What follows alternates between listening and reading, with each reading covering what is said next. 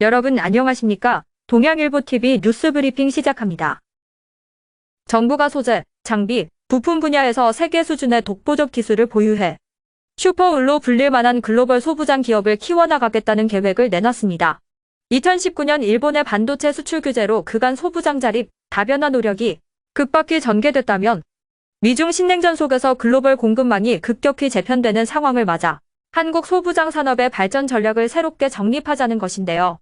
우선 정부는 핵심 전략 기술에 해당하는 반도체, 디스플레이 등 7대 분야 150대 기술에 우주, 방산, 수소 등 3개 분야를 추가해 10대 분야 200대 기술로 확대 개편했는데요. 초임계 소재 개발과 같은 난제 기술 돌파를 위해 소부장 연금술사 프로젝트를 추진하기로 하고 올해 하반기 3천억 원 규모의 예비 타당성 조사를 신청할 계획입니다.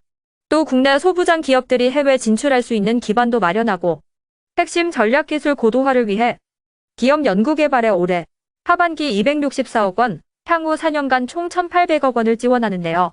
더불어 소부장 산업 안정화 차원에서 2030년까지 공급망 안정 품목의 국내 생산 비율을 50% 이상으로 높이고 특정국 의존도는 50% 이하로 낮추는 산업 공급망 3050 전략을 올해 하반기까지 마련하는 것을 목표로 하고 있습니다. 정부가 현재 적용 중인 유류세 인하 조치를 8월 말까지 4개월 더 연장하기로 했습니다. 최근 국제유가가 오르는 상황에서 어려운 재정 여건보다 민생 부담을 우선 고려한 조치인데요.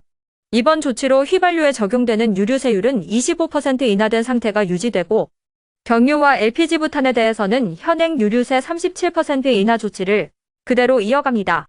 정부는 이번 유류세 인하 조치 종료를 앞둔 8월 초께 단계적 정상화 여부를 재검토할 예정인데요.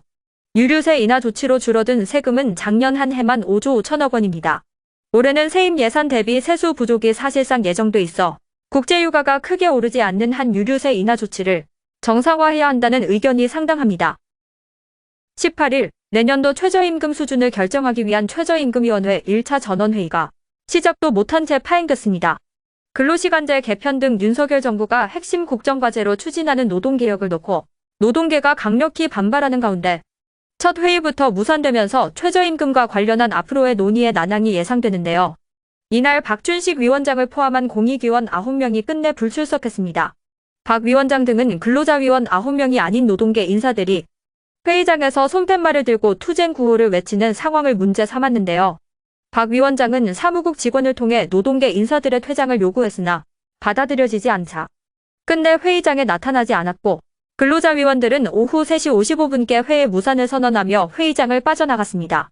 차기 일정도 잡지 못한 상황에서 회의가 무산된 것인데 근로자위원인 류기섭 한국노총 사무총장은 위원장이 노동자들의 의사 전달 기회조차 박탈한 채 직무를 유기하는 것이 매우 안타깝다고 말했고 박희은 민주노총 부위원장은 노동자들이 얼마나 이야기하고 싶으면 이 자리까지 찾아왔겠느냐며 피켓팅을 하고 있다는 이유로 회의 장소에도 나타나지 않은 상황이 굉장히 개탄스럽다고 밝혔습니다. 18일 송무경 충남 공공기관 유치단장이 충남혁신도시 완성과 공공기관 이전 관련 정례 브리핑에서 이전 우선권을 적용해 지역경제 파급력이 큰 한국과학기술연구원, 환경공단 등 13개 공공기관 이전을 추진한다고 밝혔습니다. 또 탄수중립, 문화체육, 중소벤처 특화 기능군 기관 등 총 34개 기관을 유치할 것이라고 설명했는데요. 더불어 임차기관 집단 이전을 위한 합동청사 건축비 지원을 지속적으로 정부에 건의하고 있다고 덧붙였습니다. 송 단장은 혁신도시가 2030년 인구 10만 명의 도시로 성장할 것으로 예상됨에 따라 지역관청의 역할을 수행하는 데 지장이 없도록 신도시 확장 기본 구상을 마련하고 있다고 강조했습니다. 충주중원문화의 대표 민속축제인 목계별신제가 오는 29일에서 30일까지 엄정면 목계나루 일원에서 열립니다. 엄정면 목계 일원은 조선시대 수운의 중심지로 많은 뗏목이 오가고 전국 각지에서 상인들이 모여 거래를 하던 중부 최대 문물 집산지였는데요. 행사 첫날은 별신제 의식인 신맞이를 시작으로 별신굿과 상여소리, 전통민속놀이, 민속무용, 국악공연이 각각 열립니다. 충주시립 택견단 택견시범과 트래블러 크루 비보잉, 부르나예술단 퓨전국악, 대부공연과 지역민 화합을 위한 가요제, 유채 꽃마차 타기, 어린이 체험 행사인 페이스 페인팅과 풍선 아트 등 다양한 행사가 열려 즐거움을 선사할 예정입니다. 지금까지 동양일보TV 뉴스 브리핑이었습니다.